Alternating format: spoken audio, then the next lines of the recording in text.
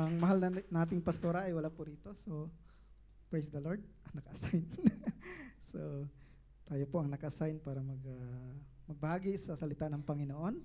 Amen. Welcome po sa lahat, sa mga bagong mukha. Welcome po sa ating church at church ng ating Panginoon. Amen. We pray na sa umagang ito we will receive the Word of God. Amen. So, can we pray before we start? Amen. Let us pray. Heavenly Father, we thank you so much, Lord, sa umagang ito, Lord, na kami po yung ginather sa panambahang ito. At Lord, salamat sa buong linggo lumipas, Panginoon, na kami po iyong iningatan, O God, we are safe, malakas, Lord God, at malusog na pangangatawan, Panginoon, even sa may mga sakit, Lord, still we thank you, Lord God, dahil ikaw ang Diyos na nagpapagaling, Panginoon, sa kanila. We pray, Lord God, sa umagang ito na ikaw po ang, Lord, magturo sa bawat isa sa amin.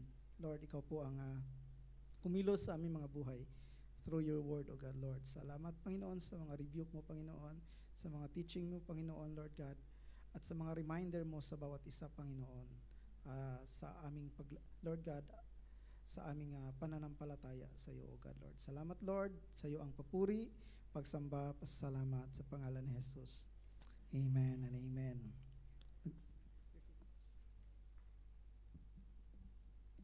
Amen. Praise God. So, we will, amen. Yung topic po natin dito, this morning is napakaganda. Amen. I think siguro most of us, alam na natin ang babaeng ito. This is from the Old Testament, yung buhay na ating pag-aaralan. Amen. So, do you ever think of yourself unworthy? Amen. So, minsan dumating sa buhay natin, di ba? Dahil sa mga nagawang kasalanan natin, so napakahirap lumapit sa Panginoon. Tama? Amen. So, lalo na yung may mga past tayo na hindi nakakalugod sa Panginoon. Sinong walang past na lahat good past dito?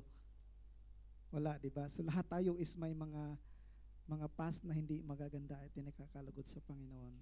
Yung tumatayo sa inyo is yung past is hindi nakakalugod, di ba? So maraming mga hindi maganda kasi lumaki nga tayo sa hindi pa nakilala ang Panginoon. So maraming mga bagay na hindi nakakalugod sa Panginoon, but salamat sa Panginoon na tayo'y binago niya. Amen. So isa sa mga hindi tayo makakaano sa Panginoon, makakalapit sa Panginoon is yung naging fail, ashamed tayo sa ating mga sarili, di ba? At saka iniisip natin na sino ba ako? Yun. Iniisip natin na sa dami ng ginawa ko sa buhay na nakakalugod sa Panginoon, siguro hindi ako mahal ng Panginoon. So minsan may mga bubulong sa ating mga isipan, you are not worthy, di ba? You are disqualified, hindi ka karapat-dapat na lumapit sa Panginoon. Pero there's a good news, amen? Dahil ang biyaya ng Panginoon ay napakalawak at ang kaniyang plano ay napakaganda para sa ating mga buhay. Amen? Ready na ba na makilala ang ating pag-aaralan ngayon? So, ang pag-aaral natin is the life of Rahab. So, sinong nakakilala kay Rahab? So, si Rahab is from the Old Testament, from the book of Joshua, at saka sa New Testament din may mababasa na din natin si Rahab. So, let us read the Word of God sa Joshua 2:1-22. Magbasa po tayo. Dito po mababasa natin about Rahab. So, verse 1, sabay-sabay tayo, 1, 2, 3. And Joshua the son of Nun sent 2 men secretly from Shittim as spies, saying, Go view the land, especially Jericho. And they went and came into the house of prostitute whose name was Rahab, and lodged there. So yun, Nakikita natin yung pangalan na Rahab. So sino si Rahab? He is a prostitute. And number 2, and it was told to the king of Jericho, behold, men of Israel have come here tonight to search out the land. Then the king of Jericho sent to Rahab, saying, bring out the men who have come to you, who entered your house, for they have come to search out all the land. But the woman had taken the 2 men and hidden them, and she said, true, the men came to me, but I did not know where they were from. And when the gate was about to be closed at dark, the man went out. I do not know where the man went. Pursue them quickly, for you will overtake them. But she had brought them up to the roof and hid them with the stalks of flax that she had laid in order on the roof. So the men pursued after them on the way to the Jordan as far as the fords. And the gate was shut as soon as the pursuers had gone out. Before the man lay down, she came up to them on the roof and said to the men, I know that the Lord has given you the land, and that the fear of you has fallen upon us, and that all the inhabitants of the land melt away before you. For we have heard how the Lord dried up the water of the Red Sea before you when you came out of Egypt, and what you did to the 2 kings of the Amorites who were beyond the Jordan, to Sihon and Gog, whom you devoted to destruction. And as soon as we heard it, our hearts melted, and there was no spirit left in any man because of you. For the Lord your God, He is God in the heavens and on the earth beneath. Now then, please swear to me by the Lord that as I have dealt kindly with you, you also will deal kindly with my father's house, and give me a sure sign that you will save alive my father and my mother, my brothers and sisters, and all who belong to them, and deliver our lives from death. And the man said to her, our life for yours, even to death, if you do not tell this business of ours. When the Lord gives us the land, we will deal kindly and faithfully with you. Then she let them down by a rope through the window, for her house was built in the city wall, so that she lived in the wall. And she said to them, go into the hills, or the pursuers will encounter you, and hide there 3 days until the pursuers have returned. Then afterward you may go your way. The man said to her, we will be guiltless with respect to this oath of yours that you have made us swear. Behold, when we come into the land, you shall tie this scarlet cord, the window through which you let us down. And you shall gather into your house your father and mother, and your brothers, and all your father's household. Then if anyone goes out of the doors of your house into the street, his blood shall be on his own head, and we shall be guiltless. But if a hand is laid on anyone who is with you in the house, his blood shall be on our head. But if you tell this business of ours, then we shall be guiltless with respect to your oath that you made us swear. And she said, according to your words, so be it. Then she sent them away and departed, and she tied the scarlet cord in the window. Amen? So, this is about Rahab, diba? So, can we jump na lang diretso sa Joshua 6:17?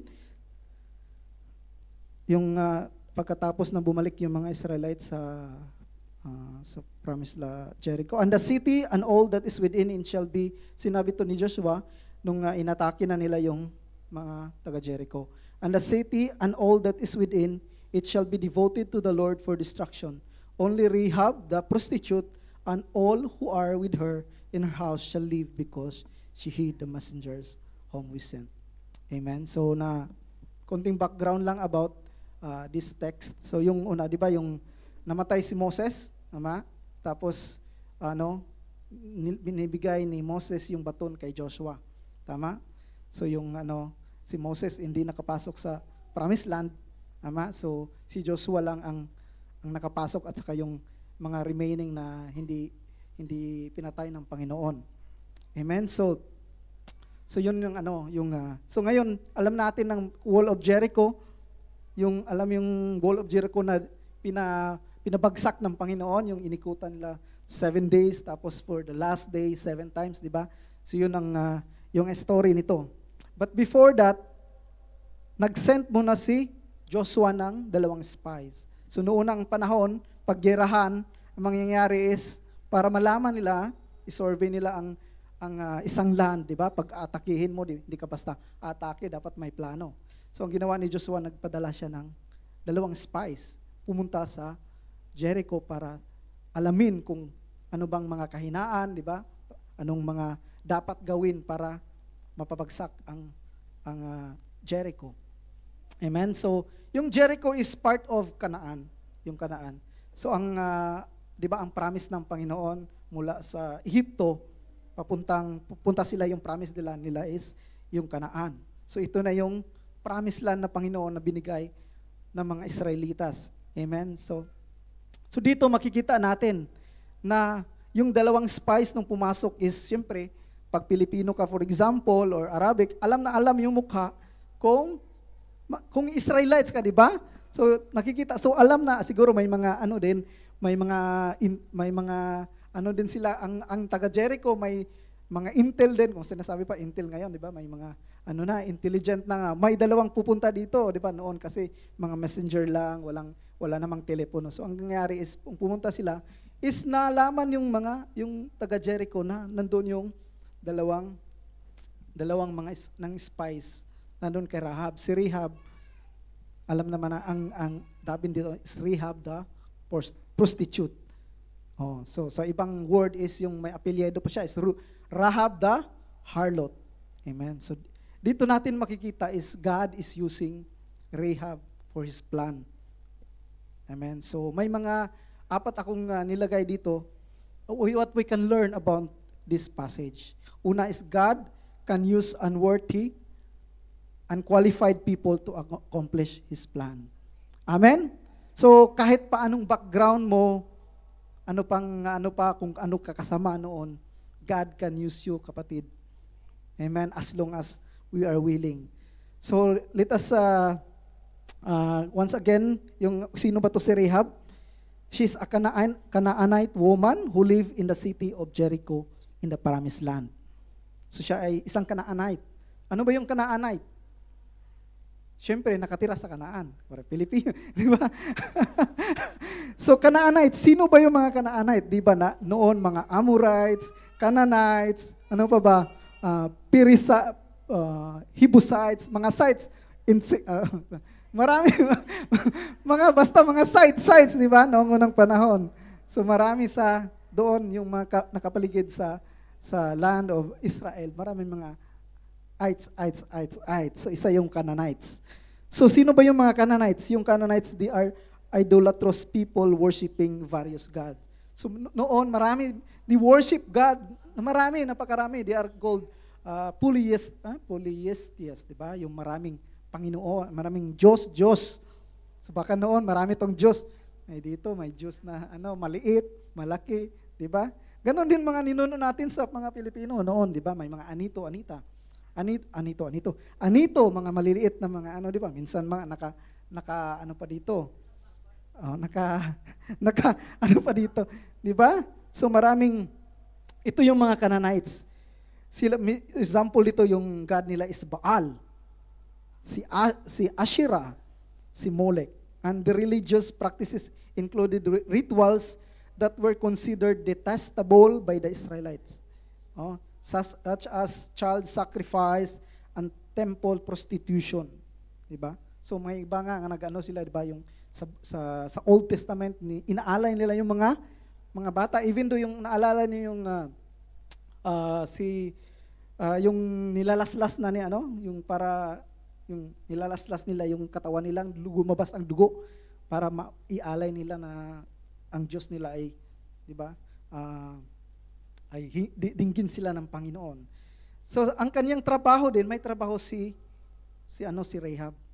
So nakikita natin si Rahab is not from the Israelites, not from the mga tao na pinili ng Panginoon. So ang kanyang trabaho is Wala naman trabaho ganyan dito, di ba? Ang kanyang trabaho is prostitute.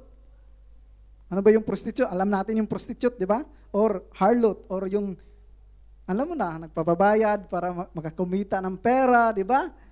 So ang bahay niya is nakadikit lang sa wall, sa Jericho wall.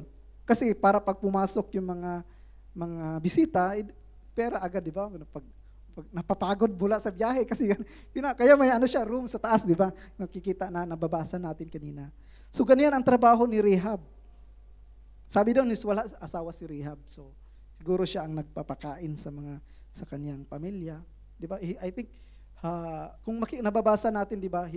She's very concerned with her family kasi nga nung na sa mga spies, sabi niya na you have to save my family. So siguro nagpa-prostitute siya para may pakain.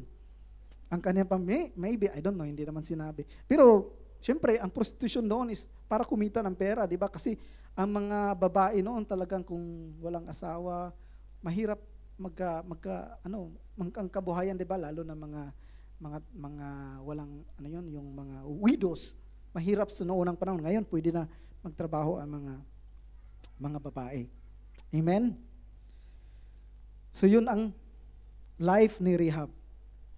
So out of everyone in Jericho, so napakarami ng Jericho, why would God choose a prostitute? He could have picked the king, pwede namang piliin ng Panginoon, di ba? Ang mga opisyal, kung yung may mga karangalan, or sa ngayon, pwede namang piliin ang mga doktor, or mga may katungkulan, pero makikita natin God is amazing. Diba? God is using the prostitute to accomplish His plan sa mga Israelites. Amen? But occupations or social status does not determine the value in the kingdom of God. Amen. Pagdating natin sa kingdom ng Panginoon, tatanungin ba ng Panginoon, anong natapos mo, Lucia? Architect. Wow, 100 points. Hindi.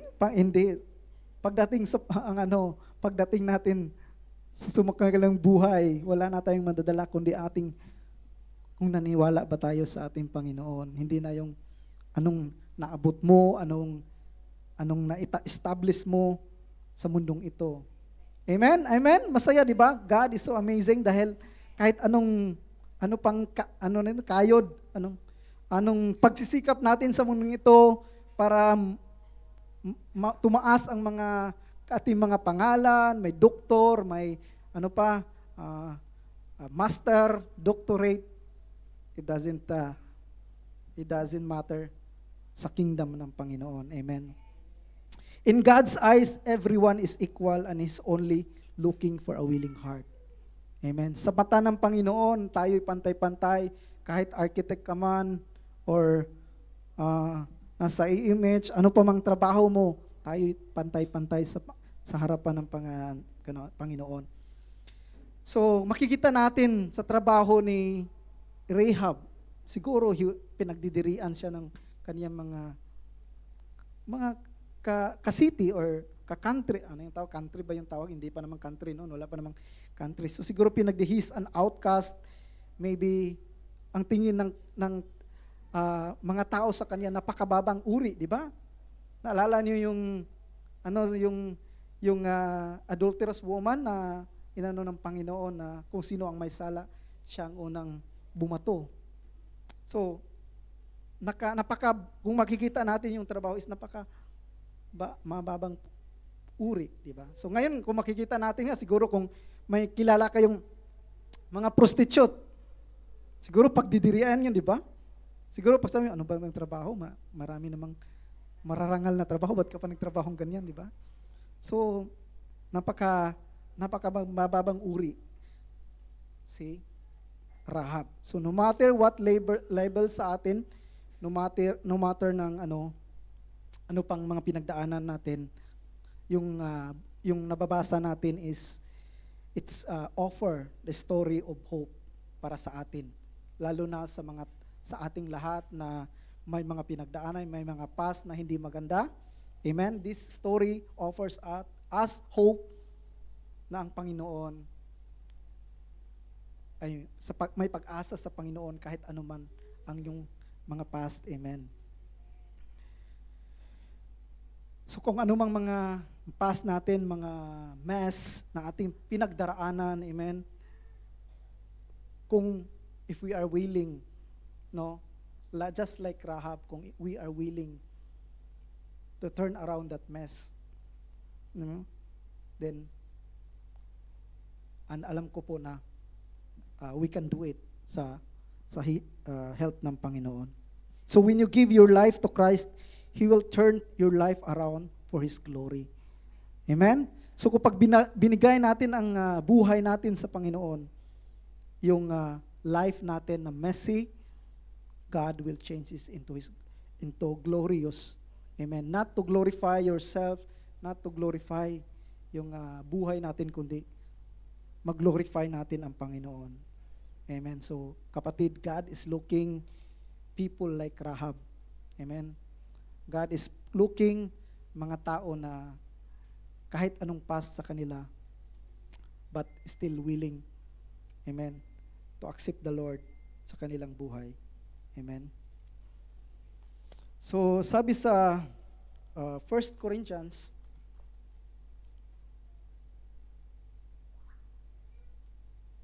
First Corinthians 1:26-29, sabi dito, brothers and sisters, think of what you were when you were called. Not many of you were wise by human standards. Not many were influential. Not many were noble of birth. But God chose the foolish things of the world to shame the wise. God chose the weak things of the world to shame the strong. God chose the lowly things of this world and despised things and the things that are not to nullify the things that are, so that no one may boast before Him. Amen. So, ang ano dito is, God can use anyone, any weak people, God can use, amen, for His glory, not for the glory of the people. Amen. Next is, number 2, Rahab's life is proof that God delights in using the unlikely to accomplish His plan. He didn't choose Rahab because she was perfect. He chose her because she is willing. Amen. So, ang tanong natin, ating sarili mga kapatid, are we willing? Willing ba tayo na magpagamit sa Panginoon despite sa ating mga past? Wala namang amen. Parang, amen, di ba? So, we should be willing. Amen. Number 2, yung ano natin is, Rahab feared the Lord and faith in God of Israel resulted her action. So, si Rahab is a Canaanite, di ba? So, hindi niya actually nakita ang kilos ng Panginoon kasi hindi naman siya kasali sa mga Israelita, di ba? So, pero, sabi sa Joshua 2:9-11, basahin nga natin muli yung 9, and said to the man, I know that the Lord has given you to the land, and that the fear of you has fallen upon us, and that all the inhabitants of the land melt before you. For we have heard how the Lord dried up the water of the Red Sea before you when you came out of Egypt, and what you did to the 2 kings of the Amorites who were beyond the Jordan, to Sihon and Gug, whom you devoted to destruction. And as soon as we heard it, our hearts melted, and there was no spirit left in any man because of you. For the Lord your God, He is God in the heavens above on the earth. So nakikita natin dito is, even si Rahab, hindi niya naranasan, diba? Hindi niya naranasan ang kapangyarihan ng Panginoon, but he only, narinig niya, diba? Kasi ano lang yung mga, diba, yung mga Israelitas nung sinalakay nila yung mga sinasabi ko nga, mga sites noon. So yung pati yung pag-cross nila for the Red Sea. So narinig lang niya, hindi naman actually naranasan ni Rahab yung pagkilos ng Panginoon. Pero amazing dahil he declares, di ba? Nung sabi dito, he declares yung sabi dito doon sa pagbalikin natin yung ano, he declared niya na, I know that the Lord has given you the land. and that fear for you has fallen upon us, and that all the inhabitants of the land melt away before you. So, dito natin nakikita na He's declaring na kilala ko ang Panginoon nyo. Ba? So, siguro sa naririnig nila lagi is, nagkaroon siya ng, siguro takot. Kasi sasalakayin na sila, di ba? At naano niya na, ang mas makapangyarihan ang Panginoon nila kaysa sa amin. Di ba?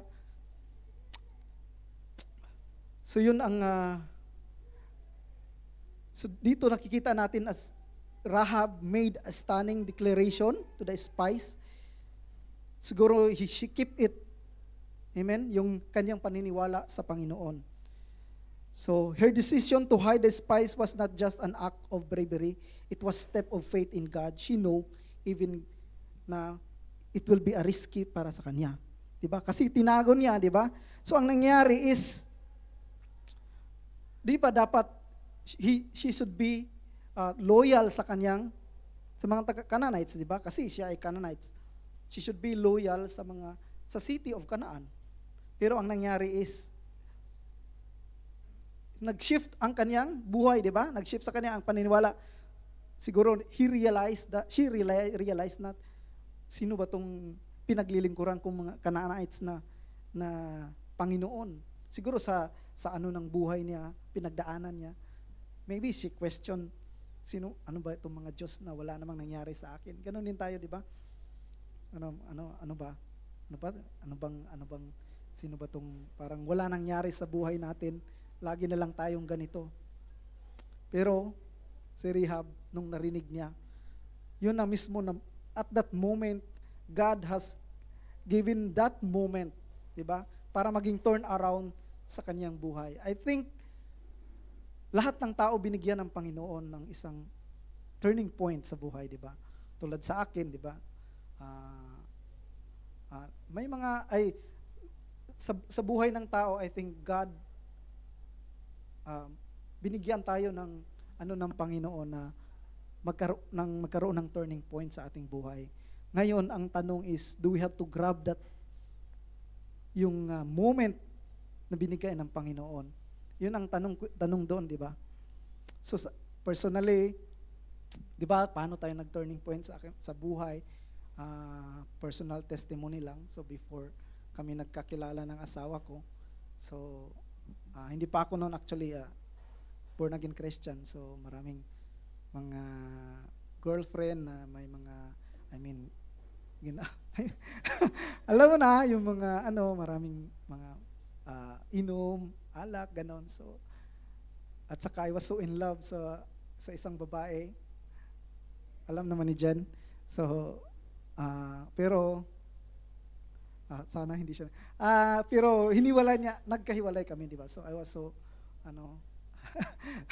yun, parang, wala ba? Kasi, syempre, at saka yun, parang yun ang turn around ng buhay ko, di ba? So, yun, doon ako nagpunta na sa church kasi doon, nagpunta ako sa church, paminsan-minsan lang, tapos minsan sa kabilang church, parang spiritually, parang wala, parang lost kung saan lang ako mapunta, o dito ako simba sa dati kong simbahan, o pag hindi ako nakasimba, punta naman ako dito sa simbahan. So, ganun.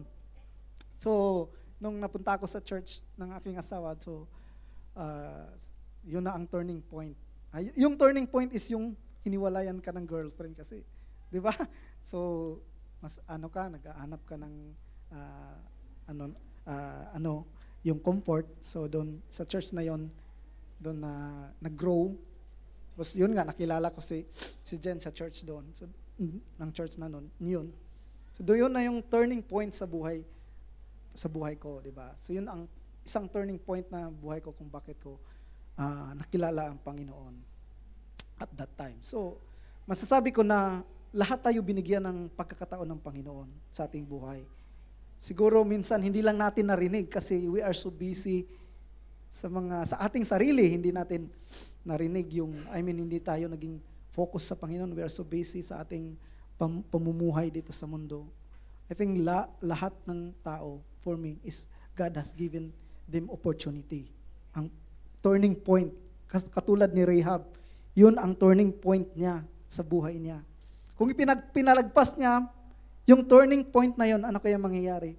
Sama siya sa mga mamamatay. Ba kasi lulusubin sila. So nakikita natin dito is, ano bang turning point natin sa buhay? Masarap yun ulit-ulitin, di ba? Si Rahab, makikita natin sa New Testament, inulit siya. Nilagay pa rin ang pangalan niya, Rahab the prostitute. Even prostitute nga siya, pero yung yung hindi naman yung about yung doon sa mamaya makikita natin yung buhay na is not about the harlotry na yung kanyang kinumen doon sa New Testament. So makikita natin na even though yung mga tao din na Jericho, di ba, alam naman ng Jericho kung gaano ka makapangyarihan sana ang Israel. Pwede sana silang mag-surrender, di ba? Pero ang nangyari is, si Rahab is, siya lang yung, in the Jericho, siya lang yung nag-turn around, ngayon naniwala sa Panginoon. So ang tanong dito is, katulad ba tayo like Rahab ba tayo na may surrendered heart? Amen? Kasi ang ginawa ni Rahab is surrendering.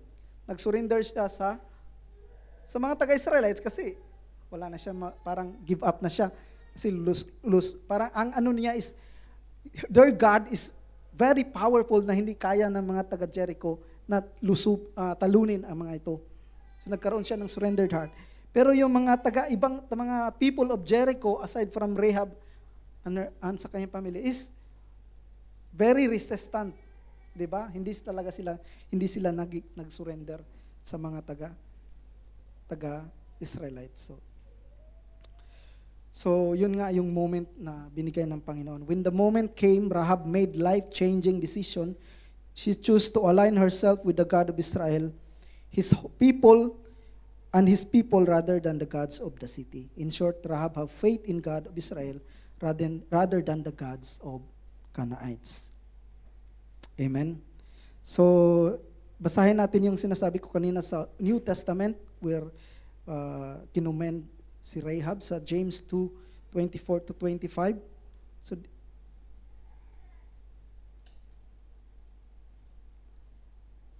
sabi dito, you see that a person is justified by works and not by faith alone. And the same way was not also Rahab the prostitute justified by works when she received the messenger and sent them out by another way. So nakikita natin dito sa New Testament, sa James 2:24, no? In-example na si Rahab, di ba? In-example na because of her faith. Hindi na in-example because of his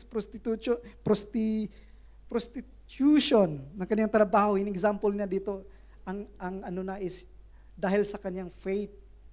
Dahil sa paniniwala sa kanyang Panginoon, sa Panginoon ng taga-Israelite, nag-result ito ng, of course, faith, kailangan ng works, di ba? Sabi sa verses. Without works, faith is dead. So makikita natin dito is Rahab has faith, and through that faith, she took the action. Amen. And then sa Hebrews 11:31 din, about kay Rahab din, sabi dito, by faith the harlot Rahab did not perish with those who did not believe when she had received the spies with peace. Amen. So sa Hebrews 11, ito yung mga whole of faithful people. Kung ano pa, Hall of Famer. Sige ba, nandun si Abraham, sila David, at saka sila marami pang mga sa taga Old Testament. So sinama si Rahab dito. Amen. Kahit she was a prostitute, amazing si Lord nasama si Rahab dito. Amen. Na as a whole of faithful people sa Old Testament. Amen. So mga kapatid, sabi ko, ko sa inyo is, amen, kahit anong past pa natin, it doesn't matter if we turn back to God. Amen. Then, Number 3, so nakikita natin sa verse sa kanina, yung sa Joshua 2:9-11, "Behold, when we come into the land, you shall tie this scarlet cord in the window through which you let us down, and you shall gather into your house your father and mother, your brothers, and all your father's household." So, ang ano dito is yung, di ba, umalis na yung yung dalawang spies umalis na. So, Rahab was very bold na sabihin niya, iligtas mo kami, di ba? Yung parang nakikiusap siya sa mga dalawang spies na, please spare my family. So ang nangyari is, okay, sabi ng dalawang spies, pag itali niyo itong scarlet cord, scarlet means red, di ba? Yung cord sa bintana para pag lusubin namin kayo, di ba? Kanina binasa natin, nang nilusob na nila yung Jericho, ang spare lang si Rahab dahil sabi ni Joshua. So itali daw niyo yung scarlet cord para malaman ng mga, kasi ang nakakaalam lang kay Rahab and her family is yung dalawang spies lang, of course sila. So kailangan may anong tawag sa Tagalog? Palatandaan. May palatandaan na yun ang bahay ni Joshua. So dito makikita natin yung scarlet cord hanging from Rahab's window was more than just a marker for the Israelites. The hanging cord was a visible declaration of her faith and symbol of redemption. By placing it in her window, Rahab put her trust in God, God's promise to save her and her family from destruction, even as the Jericho faced judgment. So this scarlet cord draws a beautiful parallel to the blood of Jesus, shed for redemption of all who believe. Amen. Amazing, no? Yung Old Testament is connected kay Jesus Christ, diba? It always prophesy about the coming of Jesus Christ. Amen. Just as the Israelites were spared during the first Passover, then alam natin yung Passover by marking their homes with the blood of the Lamb. Rahab's home was marked by the scarlet cord, and just as Rahab's family found refuge under the symbol of her faith, we find refuge in the sacrifice of Christ. And Ephesians 1:7 remind us that in Him we have redemption through His blood, the forgiveness of our trespasses according to the riches of His grace. Amen. So it has a symbol, yung scarlet cord. It's all about Jesus Christ. It prophesy. It points out the salvation of Jesus Christ. It's red color, di ba? Same as the blood na pinahid sa mga doorpost during the Passover. So last is yung our past doesn't determine our future. Amen? So, from outsider to family. So, alam natin, outsider means si Rahab is outsider of the people of Israel. Pero when sinave niya yung mga spies at saka dinala siya ng mga Israelites, she became a family to them. Amen. Rahab's story didn't end with the rescue from Jericho. Hindi lang hanggang sa rescue. May plano pa sa Panginoon, makikita natin. Her salvation was the beginning of far greater transformation. She wasn't merely saved from destruction, she was brought into the family of God. Amen. So nadala siya, sure dinala siya kasi later on nagkaasawa siya ng mga Israelites. So she was brought to the family of God. She was brought to the Israelites. Rahab married Salmon. So ang nangyari is nakasal si Rahab sa pangalang Salmon, hindi yung salmon na pagkain, hindi yung masda. Salmon sa Old Testament, ito yung as a respected leader in Israel in the reunion produced Boaz. Kilala niyo si Boaz? Asawa niya si Ruth. Okay, praise the Lord. So, tama na ba sa? Okay? The great grandfather of King David. Amazing, di ba? So, from Canaanite woman, prostitute, ang nangyari is, yung lineage ni David is galing sa kanya, yung dugo niya is nandun kay David, di ba? Sinong kilala si David? Kilala naman siguro lahat, di ba? Amen? Generation later, Rahab's name appears in the genealogy of Jesus Christ, recorded in the Matthew, a testimony to God's incredible grace and redemptive power. Amen? Praise God. Di ba amazing yung story ni Rahab? Sino ang nakaka-relate? Lahat tayo nakaka-relate. So, basahin natin yung Matthew 1:5-6. Sabi dito, dito yung sinalaysay yung lineage ni Jesus Christ, di ba? And Salmon, the father of Boaz by Rahab. So yun, ang anak nila is si Rahab na kapang-asawa ni Salmon, din ang anak nila is Boaz, and Boaz the father of Obed by Ruth. So si Boaz na kapang-asawa. Si Ruth din is also is also not as Israelite woman, si Ruth. So amazing si Lord na lahat, hindi lang sa kanyang chosen people, God has handpicked yung mga babae na, di ba, si Ruth din, marami ding, kung alam natin yung story ni Ruth, napaka-dramatic yung story niya. And Obed, the father of Jesse, and Jesse, the father of David, the king, and David was the father of Solomon by the wife of Uriah. So alam naman natin that Jesus comes from the lineage of David. Amen? So, amazing, di ba, si Lord God has turned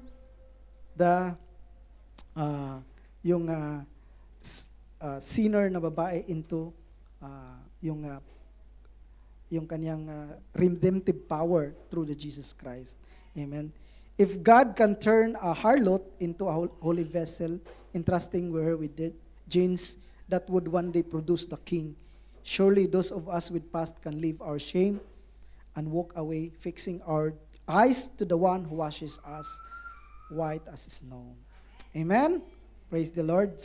So, a legacy of faith, sa Hebrews 11:31, Rahab is honored through her faith. Nakikita natin yung nababasa natin. So, in the New Testament, Rahab was commended on her action, on her faith. So, James, Rahab's faith was demonstrated through her action. So, James example her as a woman of faith. Through her faith, nagkaroon ng action. Amen? And in-save niya yung dalawang spies. So James and the author of Hebrews mentioned Rahab's past for the same reason. People share their testimony today. They demonstrate before and after power of knowing the Lord. Stories of how God has changed lives are not intended to glorify sin. They are meant to glorify God's grace. Even so, some people have a hard time getting past their past. Amen. So in conclusion, basta po tayo.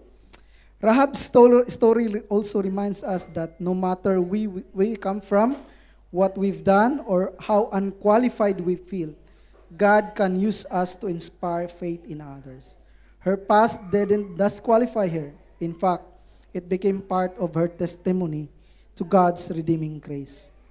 Like Rahab, your obedience today can impact generation to come. It starts with one act of trust and is a step of faith that says, God, I believe you can use me. Amen. So let us stand up. Amen. So, napaka-amazing ginawa ng Panginoon through the life of Rahab, di ba? So,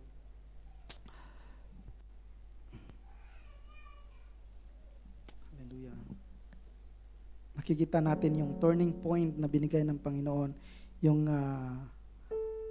chance ng Panginoon ni Rahab. And truly Rahab, hindi niya pinalampas yung pagkakataon na binigay ng Panginoon. Amen. So kapatid, sa ating buhay din, amen, may maraming beses tayo na binigyan ng pagkakataon ng Panginoon, turning point ng Panginoon. But ang tanong, did we grab the opportunity that the Lord has given us, or we just make it pass sa ating buhay? Amen. So hindi pa huli ang lahat.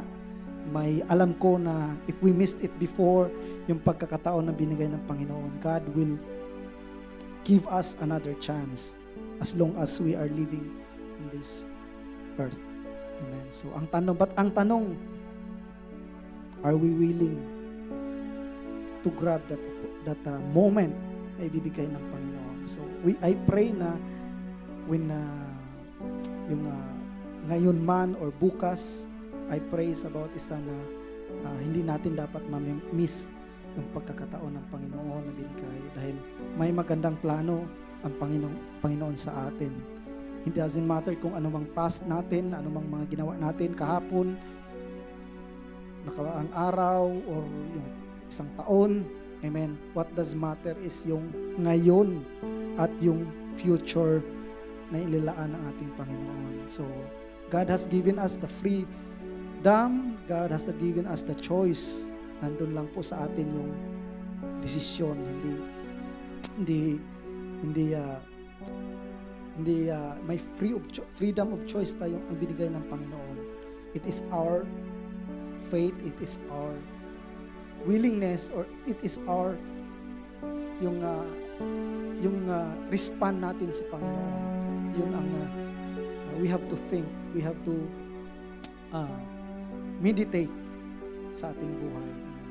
Let's pray. God, thank you so much, Lord, for the life of Rahab, Lord God, that give us the teaching, Panginoon, Lord God, that no matter how dirty we are, Panginoon, no matter how unworthy we are, O God, Lord, kaya mo nga kaming patawarin, Panginoon, Lord God, Lord.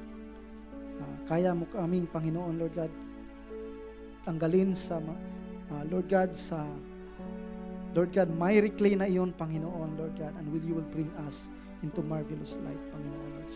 And we pray, Lord God, sa bawat isa, sa akin, sa aking mga kapatiran, Panginoon, Lord God, Lord, that we will not, Lord, hindi namin sayangin, Panginoon, ang mga pagkakataon mong binigay sa amin, Panginoon, Lord God. Hindi namin ang alam ang future, Panginoon, baka later on, hindi namin, ikaw ang may takda ng aming buhay, Panginoon. But Lord, I pray, Lord God, at this moment, at this very moment, Panginoon, Lord, we will decide to follow you, Lord Jesus. We will decide to surrender unto you, Panginoon, Lord God, Lord, because this world will pass away, Panginoon. Aming mga anumang kayamanan mayroon kami dito, Panginoon, Lord God, Lord. Anumang mga degree na aming natapos, Panginoon, Lord God, Lord, walang kwenta ito, Panginoon, Lord God. Ang mga bagay na ito, Panginoon, ang pinaka-importante lamang, Panginoon, is yung future namin, na lalo na yung future na inihanda mo sa amin, Panginoon, the eternity, Panginoon, Lord God. So Lord, we ask for forgiveness, Lord. Lord, we ask for your help, Panginoon, sa panahon na hindi namin kaya, Panginoon, Lord God. Help us, Panginoon, Lord, na malabanan namin, Panginoon, makonquer namin, Panginoon, mga bagay, Lord God, na hindi nakakalagod sa iyo, Lord. Thank you so much, Lord, sa lahat-lahat, Panginoon, sa gagawin mo sa aming mga buhay. To you all the glory, the highest praises, all the adorations. In Jesus' name, Amen.